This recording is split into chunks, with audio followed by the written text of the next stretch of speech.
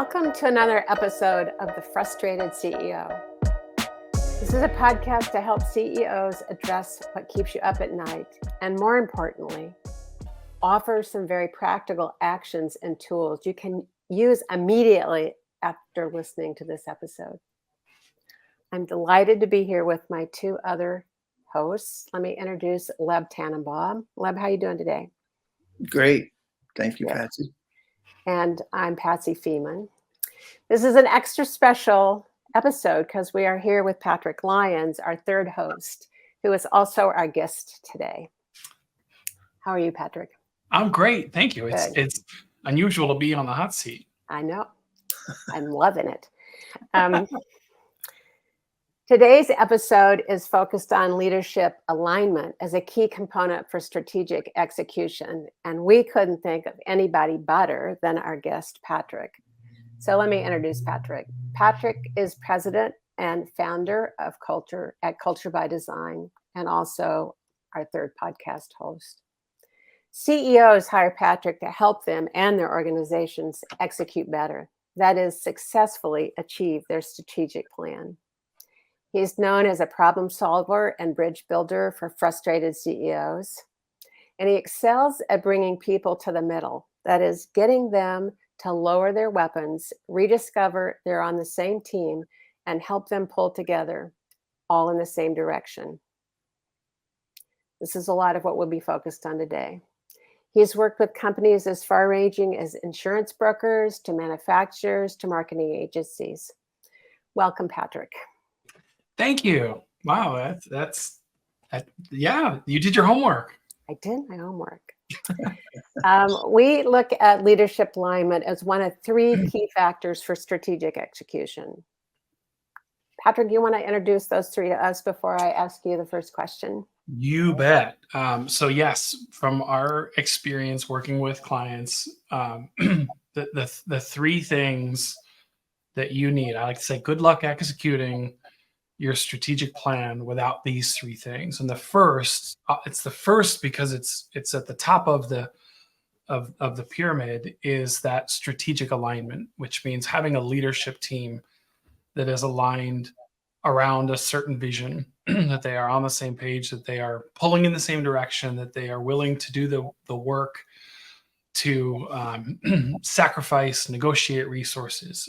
It's the reason it's the primary thing that you need in order to execute a strategic plan is because without that, the entire organization is fractured and they're pulling in different directions. I always say good luck executing if your leadership team isn't on the same page. The second thing, the next layer down, is that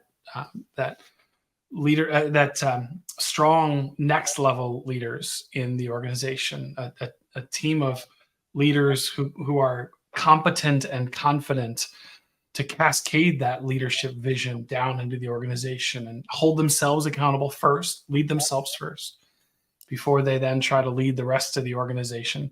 But they can inspire their people, and they can empower and engage them, and they can create those goals and objectives and keep their teams on task executing. The reason that's an important part of strategic execution is without that, all of that work falls back up to the leadership team, and they find themselves playing in the weeds. And then that last piece of the three is just having a high-performing team, having a great culture, because good luck executing without your people. So that's kind of a high level. That may not even be high level. That may be a little bit more in-depth, but those are the three pieces that are needed for strategic execution. Great. Thank you. So you gave us a little bit of an overview about strategic alignment. What is the difference between having a strategic plan and being strategically aligned?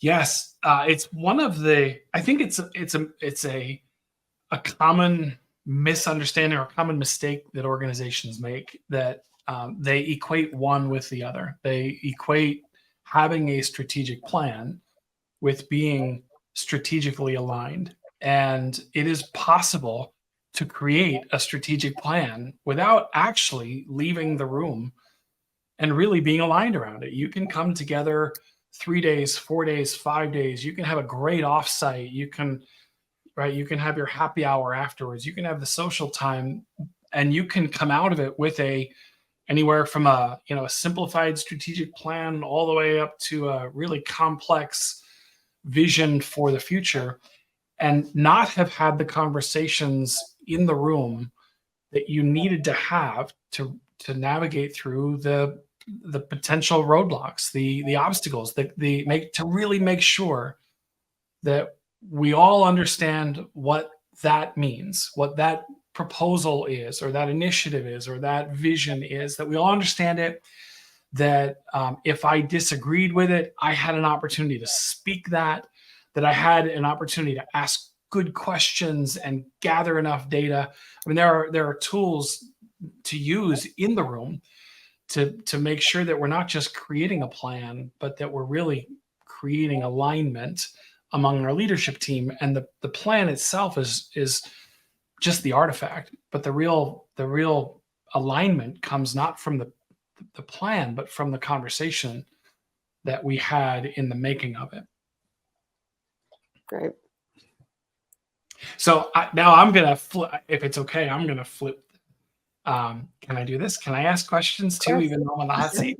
We're all in this together. Awesome. Okay, I love it. So I get the opportunity to talk about the difference between a strategic plan and strategic alignment. Leb, I'm curious from your perspective, what is the difference between alignment and agreement? Because I think those two often get confused for one another as well. Mm-hmm. Well, there's a big difference. So let's start there. We're not going to agree necessarily. So look at a strategic plan. We won't agree with every aspect of what's in a plan, but we can align behind it and stand with it and agree to disagree and still come out aligned. So I think there are often assumptions made that we've been in this room for 3 days. We've had all these conversations. We've come up with a plan and that we're all aligned. But if you don't check on it along the way, you really don't know. So I think alignment, I think that partially what I heard you saying, Patrick, is I think alignment is as important as the plan. And we've seen plenty of good plans not get executed because people weren't really authentically aligned. Right. And when you're not aligned, it's harder to execute. And it can lead to blaming and pointing fingers and a lot of things. Side conversations come out of the room. We've seen leadership teams come out of the room on breaks and saying, what just happened? That was stupid. I would never do that. Well, you have to have that conversation in the room in order to remain aligned. So I'll pause there for a minute, but I think there's a big difference between alignment and agreement, and sometimes the assumption that we are all aligned is dangerous. So, I Patrick, agree. And Patrick, you were you.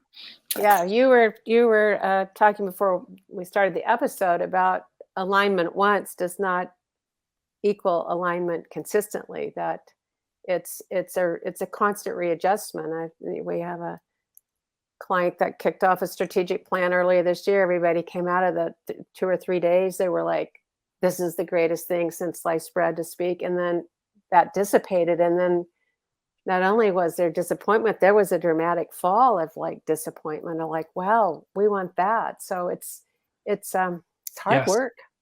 Yes, I that's exactly what happened. And when that happens, that can lead the team to think that what they felt or experienced in the room wasn't Good real. point. It Yep. wasn't authentic. And it was.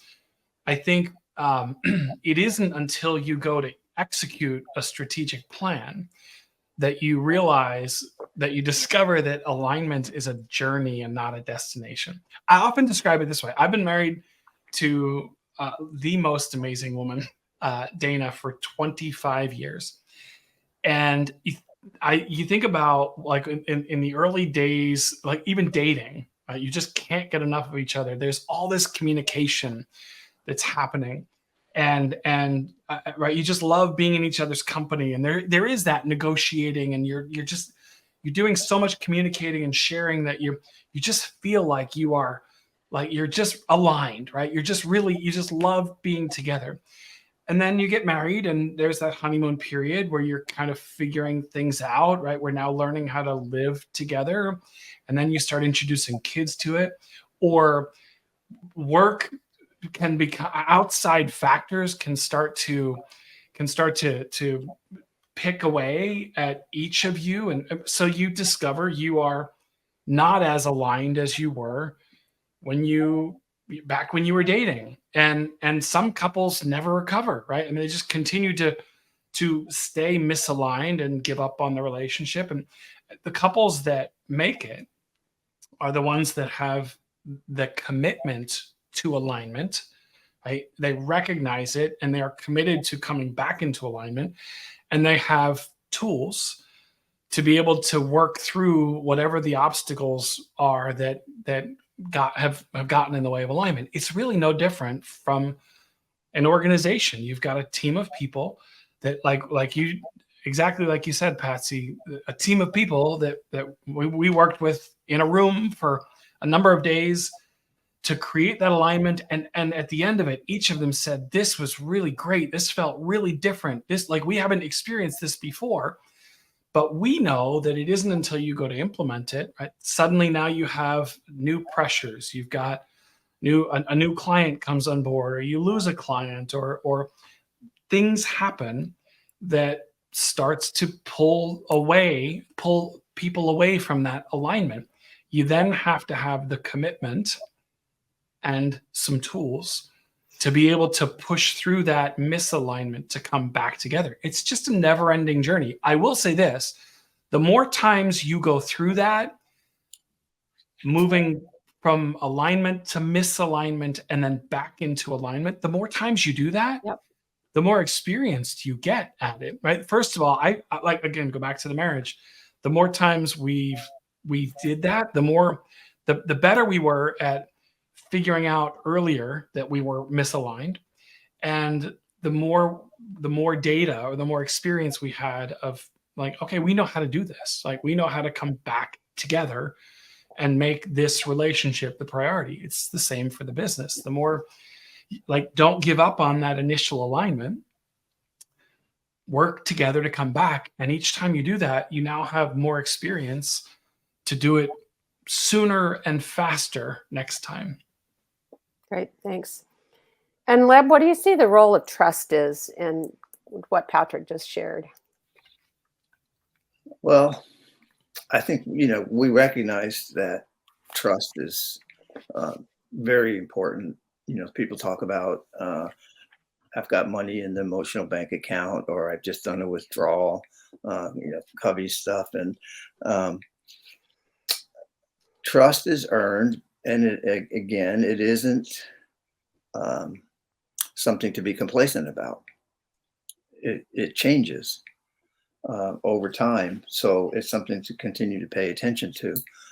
I think it's related to safety. And so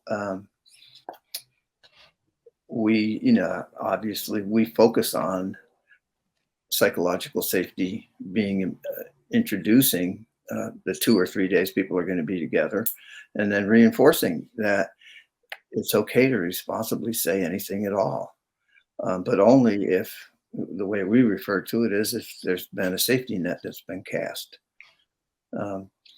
So when you do say, I look at this very differently, and here's why, and you don't get a negative response, trust goes up. You're trusting the process. You're trusting that the safety net holds. You're trusting that it's okay to disagree. And the thing I love about that is, if that's not in place, you can go through an entire 2 or 3 day process, skimming along on the surface, and never really get to the level of alignment that it's going to require in order to execute effectively. Right? Because you can drive down a nice smooth street for a little while, but what happens when that street runs out and you start to hit, the gravel, and then you start to climb some hill that's bumpy and filled with rocks and trees, and you got to be aligned. And so trusting the process, trusting the people, trusting that you have said everything you needed to say and it was considered. And then you get to a place where even when I don't agree, I can align with this. And so I'll stop there, but I think trust is really important. Trust is earned, and it is not in place forever. You're always earning it and learning it. Depends. The other thing I wanted to say, Patrick, that I was thinking of when you were talking about parenting is people leave, let's say the leaders do strategic planning together and they are aligned and maybe the alignment is pretty strong. They still have to go out and align the whole rest of the organization. Yeah. And, and be able to answer questions and be able to honestly say, I need to find out a little bit more about that before I can, I'll get back to you, my team, or you, my division, or you, my department, whatever it is. So we're not just talking about leadership alignment. An aligned organization, when you can actually visibly see it, especially when you use a sports analogy, you can see when a team is aligned. Mm-hmm. And they don't actually care who scores. They care about the final score, and they want to win. So I'll stop there, but that's a bit about trust. So I'd love to hear what's required of the CEO to learn how to build this kind of alignment, how to know, whether we need to take this a slow step at a time or whether we can take a leap at a time, and then what's required of the CEO to build this kind of alignment. I love asking the questions. This is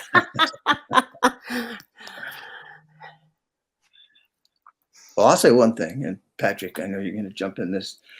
I think it's really important for everyone to understand what's at stake. What's the market doing? And a lot of times that strategic level of thinking comes from the CEO. So and we've been rocked over the last few years with unpredictable circumstances, the pandemic, things that no one necessarily saw coming. But if you're the CEO, you want a strong level of alignment on some of the decisions, understanding what's at stake. If you make the right decision or you make the wrong decision, or maybe it's time for a pause and no decision. And the last thing I'd say about that immediately is that we've seen strategic planning shift from annual to short cycle, maybe a review every 3 months, and maybe the company's never done that before. So I think that's a piece of what you're asking, Patsy. Mm-hmm. Yeah, I agree. And I would add, right, we've talked about this in other conversations about how the leader has the greatest impact on any organization. And so that's where I think led to your point, them being clear, but the CEO being clear with where are we going and why do we need to go there. I also think it's important for the leader to set the expectation of alignment that, look, we're here and we need to have the conversations that will lead us to alignment.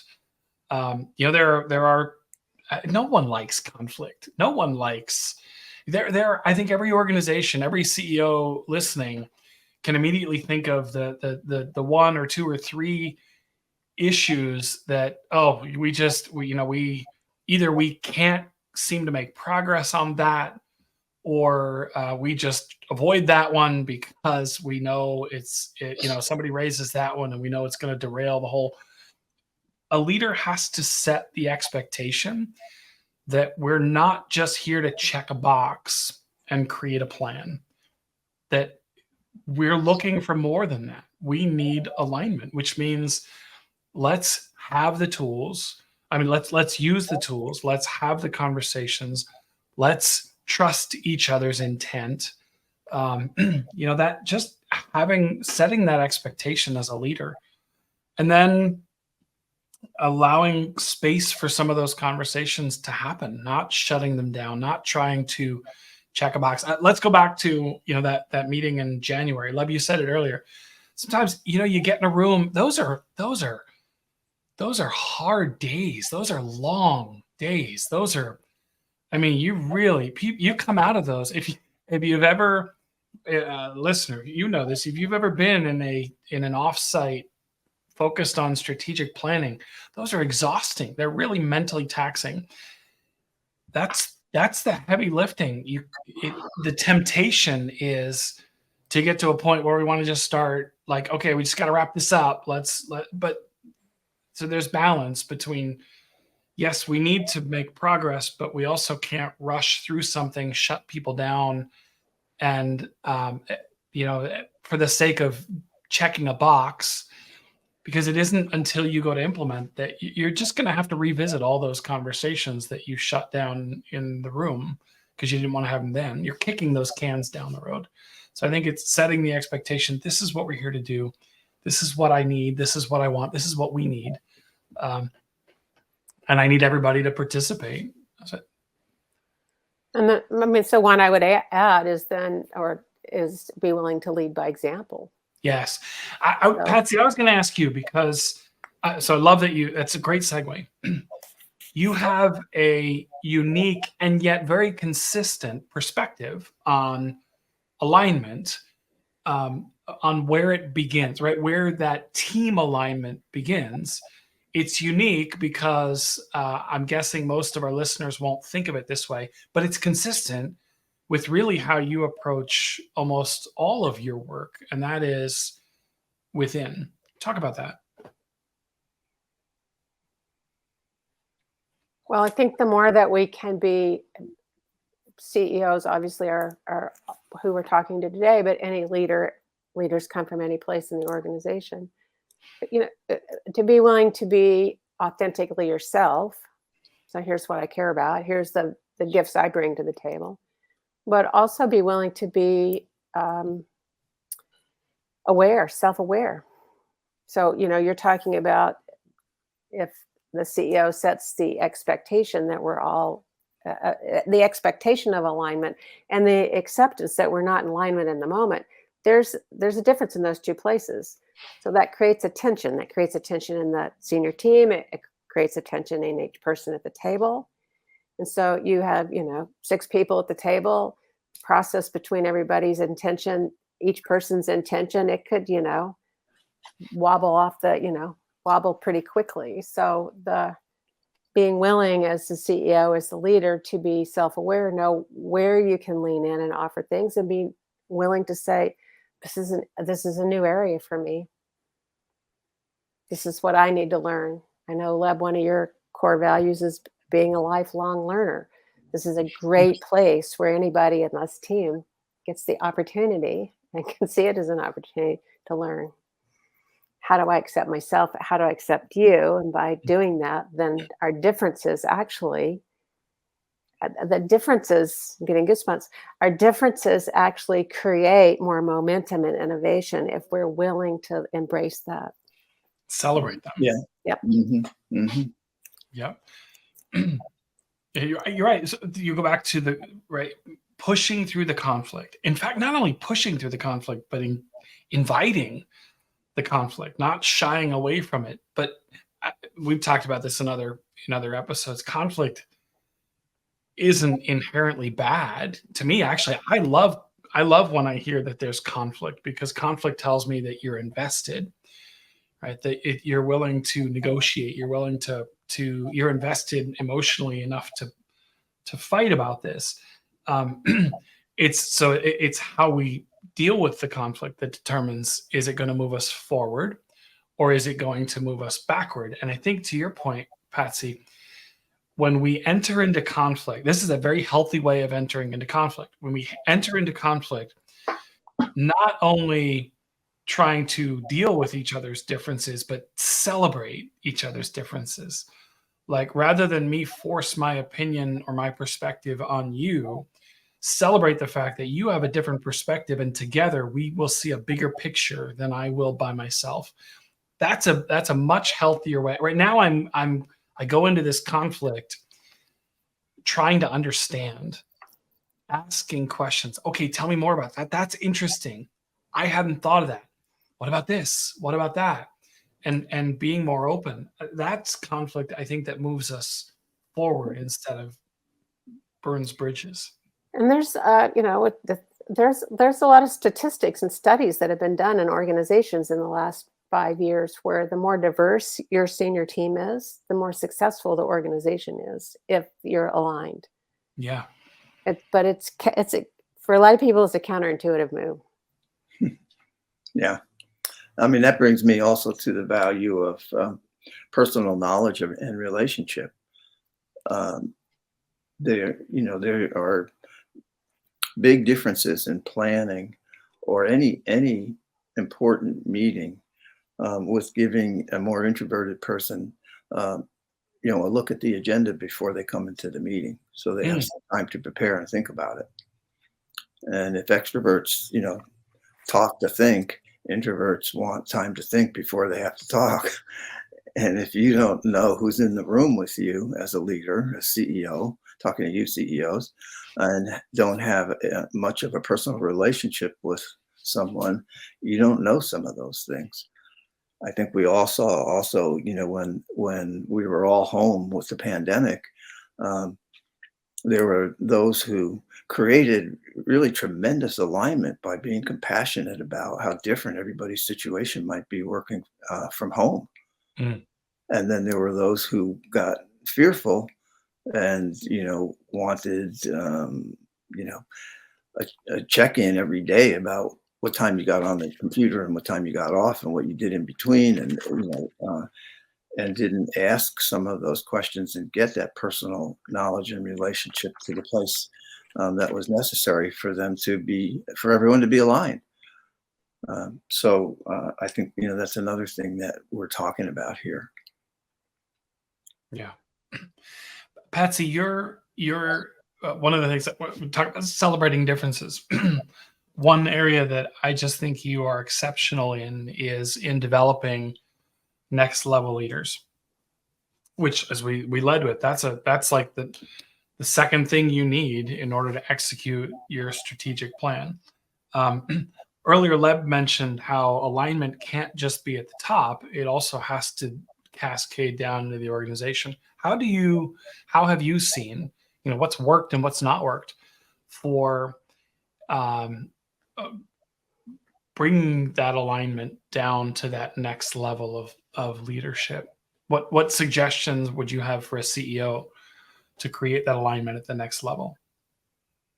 Well, first, that you empower anybody in your organization to be a leader, i.e., then you value everybody's opinion. So that's one thing. Second is, as you historically, we promote people into new roles because of how they're showing up or some strengths they have in one or two areas. A lot of times that isn't really what their role or the job's needing. And if it is, even if it is, it's not like just climbing to the next rung on a ladder. We need anybody that steps into the next level of leadership needs new skills and behaviors in order to really embrace their job. And they need coaching. They need development. Mm. So I see that more than anything as people get promoted, but they're not given the tools or the support they need to really step into that leadership. So as part of that development, you would add alignment or add the importance of, or the understanding of, or how to create alignment into that Right. coaching. I mean, if this is silly, if you think of a school of fish that are all swimming along together, everybody they're just kind of gracefully moving through the water, and one of them gets perturbed, and it perturbs the next one. And the next thing you know, they're fish going in, 50 different directions. That's how some organizations live, with people going off in 50 different directions. It burns people out, doesn't create alignment. So alignment really is, when we have a previous colleague that said, if you want a 3-story house, you have to build a 3-story foundation. Yeah. But you have to communicate both down and be open to input from, within the organization to create alignment. That was a great visual. I could see it. I could totally see it. Yeah. Leb, I have one more question for you. Earlier we were talking about tools, right? That in order to, right. So if when we find that we are misaligned, I think that's the thing. It's not if we find, it's when we find that we are misaligned. And that way we just know it's going to happen, because that's what happens when people work together and they're trying to execute something. Misalignment happens. So when we find that, assuming we've got the commitment to come back together, we alluded to, okay, but we also need some tools. One of the tools that you've already mentioned was that psychological safety, a tool that you've created. You are the inventor of the safety net for psychological safety.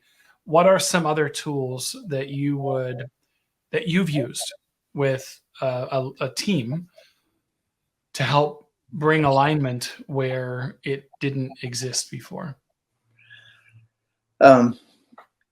Well, we've certainly used a model around community building from M. Scott Peck and his book, The Different Drum. And, I say that because when you understand, when you're at the surface level, and he calls it pseudo community, you can't possibly get the level of alignment that you might need to pull something off that's important and requires the entire organization. So sometimes it's just really helpful to say, where are we? Are we in pseudo community? Are we allowing for chaos? Do we allow for some emotional emptying so that we can get closer together around maybe a hot topic? Or do we scramble up to pseudo community and hope things work out? So that's one of the tools. I think another thing that we look at would be around culture, and I think that was the third key factor. Yeah. For as many times as we've all run a Denison culture survey, just as many times the highest scoring perception of where the culture is at is that the leaders think the culture is really good. And the rest of the organization, the middles, we're talking about, Patsy's strength with new next level leaders. But then, there are the people that they are leading. They may see the organization and its culture very differently.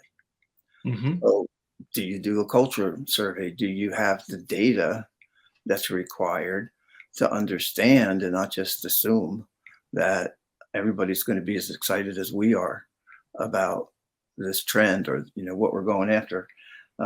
So I think that we use Denison Culture Survey, but having some way to get the pulse of the culture at every level is another tool. And I'll say just a couple of things really quickly. I'm finding, especially after the pandemic, that a lot of people are not clear about their roles and responsibilities. And so that can create that fish that suddenly says, wait a minute, somebody's doing my job, and they get all panicky, and then the whole pack, all 50 fish are heading in a different direction. Some of that is just because people aren't clear, and that leads to the decision line continuum. Some people are not really clear, but they have the authority to make what decisions, and that can lead to weaker alignment. So there are these tools that fit into leadership alignment or next level leadership or culture as key factors that we use that really can help you understand. And the last thing I'd say is, and you guys know this, for me, the ladder of inference is like a brilliant gem. Mm-hmm. a shining star in the skies. And insufficient data can lead to all kinds of lack of alignment, or weirdness, or power plays, or so checking assumptions, checking what do we believe in. Sometimes our beliefs are no longer valid, especially the way the world is right now. So if we're hanging on to a belief that's no longer useful, we need to flush that out, or we're going to wind up misaligned and unable to effectively execute. Yeah. All those are tools. I feel like we need to do a whole episode on a ladder of inference somewhere down the road. That'd be a good one. Lebov, I'm going to take it up a notch, because you answered my question, which was great. What are some specific tools? I'm going to steal a phrase that I've learned from you that I also think is important in creating alignment, and that is it's a level up from the specific tools. It's common language and common tools. If you think about like if you and I, or if the three of us, let's say if the three of us each spoke a completely different language, a completely different dialect on this podcast, who even knows what we were saying, right? The alignment would be, there wouldn't be any. We'd all be, we could bring a third of the content, and who would even know if we were talking about the same thing, because we didn't understand each other. But common language and common tools it's a mantra that really does help create. It doesn't guarantee, but it helps facilitate greater alignment when a team is speaking the same language and can refer back to the same tools. They each understand what are the tools that we're using, and people aren't trying to bring a new tool each week. It's about mastery of just a few, commitment to the same language, the same tools, to come back into alignment each time. I think that's a critical piece that you just sparked in my mind as you were talking about the individual tools. Mm-hmm. Yeah. Well, common language and common tools means we can all work together and understand each other.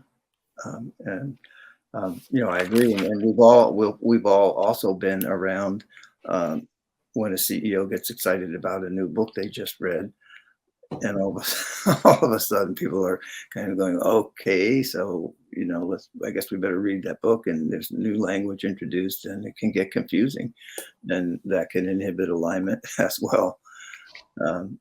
So Patsy and Patrick, what other tools that are you using that I haven't mentioned that are, as we wrap up here, as our leaders might be interested in, or even a book, or what else do we miss? I'll have to say you hit all of you hit most of the key ones. Yep. that I use. And as I said earlier, it's just a minute ago. It's really not about introducing another tool and another tool. What do they say? Mastery comes at 10,000 hours. So if you just had 10 tools, or even those 5 or 6 that you mentioned, and just committed to using them as a team, right? 10,000 hours is 5 years of work as a team. But it's true. You really can. That's why we often let organizations know up front that to get from where you are to where you ultimately want to go in a culture change or in a transformation, it's a 3 to 5 year journey. And a lot of that is mastery, not let's introduce a new tool every week. That's just confusing to people. Yep. And mastery comes with commitment and practice and openness to learning. Yeah. I will say one thing that maybe doesn't often enough get thought of as a tool. If people are deeply aligned with the core values of the organization, you can use those to get through almost anything. Mm-hmm. And that would include that there's enough behavioral language that people understand what it is to live whatever those core values are. But I know sometimes facilitating meetings when I'm in a pinch, I'll say, let's pause for a minute. What are our core values telling us about this topic or Yeah. this decision that needs to be made? And it's just fascinating how infrequently, until you presence it maybe as a CEO, a leader, or us as facilitators, that the core values don't get referred to as the value that they really provide. Mm. So on that note, are we ready to move into our let's get practical? Anybody have any final thoughts? I think so. Leb, you want to kick us off? Sure. CEOs, set the table with clear expectations and your point of view about what's at stake. That's one. Another is, and this really ties to alignment, determine at the end of the meeting what will be communicated going out of the meeting. Yeah. And especially important for all the people who weren't in the meeting. And the last one is, we focused a lot on maybe the speaking side of communication, but I would say listen as if your life depends on it, right?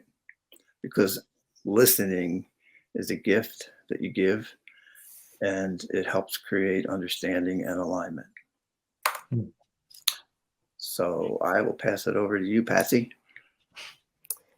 Okay. I realize we usually let our guests go first, but I kind of didn't. No, do it's that. okay. Oh well. I have that just because we have a strategic plan does not guarantee alignment. Mhm. And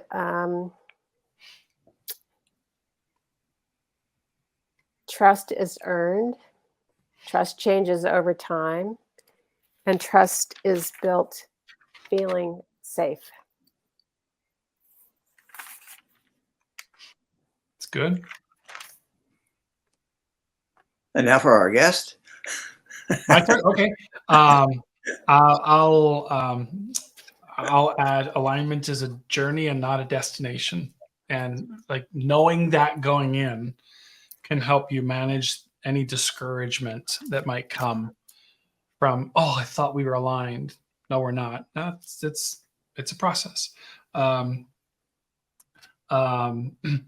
I love the point you were making at the end, common language, common tools. It's a mantra, it's a philosophy. It's not how many we have. It's working to make sure that we're aligned and speaking the same language. And then my last one will be that thing on core values that you also just added, which is core values. I mean, if you're looking for a way to align as a team, core values provide, it's a great roadmap. That can be glue right there. It's an important tool. It's a great rallying cry for alignment. You can all use that as the lens through which you look at everything, including the conflict that you're working through as a team. What would you? Okay, let's do a quick round again. Anything you would add? You just reminded me of another one that I think is important. Most companies have defined some language around purpose. And again, bringing that up can be like the trim tab on a rudder of a ship, and just asking that question: are we fulfilling our purpose, our reason for being in this business that we're in? That can be a good alignment checker. So I would add that to the core values piece. I like it. Patsy, any you would add? I would say know yourself and know your team, know each person on your team, and how to build relationships so that each person comes prepared to fully participate and contribute. That's great. Good. The only one I'll add is we were talking about this in conflict. Conflict in conflict that moves you forward closer to alignment, people are celebrating differences. They're not focusing on those differences and using them as a reason to cut the conversation short. Right? They're leaning into those and celebrating them. Great. Thank you. Thank So you. Patrick, would you be willing to take us out of here for today? I would, and hopefully I was a decent enough guest that you'll invite me back. That would be nice, because this is Absolutely. kind of a cool show. I'd like to be on it again. Listener, thank you. First of all, Patsy, great job today leading us through today's episode. Thank you. You're welcome. Leb, as always, you are just a fountain of wisdom and someone I still learn from every day. So thank you. Thank you, Patrick. Guests, thank you for sticking with us to the end of another episode of the Frustrated CEO podcast. You can download this episode, Let's Get Practical, directly from our website, which is thefrustratedceo.com. And if you've got a suggestion for a topic, or you'd like to be on a future episode of the Frustrated CEO podcast, then connect with all three of us or any one of us on LinkedIn. That's where you can find us. I think that's it. Anything else for the good of the cause, my friends? No, thank you for being such a great guest. Yes. Thank you. Thanks for the opportunity. That was great. It was fun. All right. Then I will see you both next time, and we'll see you, listener, next time on the Frustrated CEO podcast.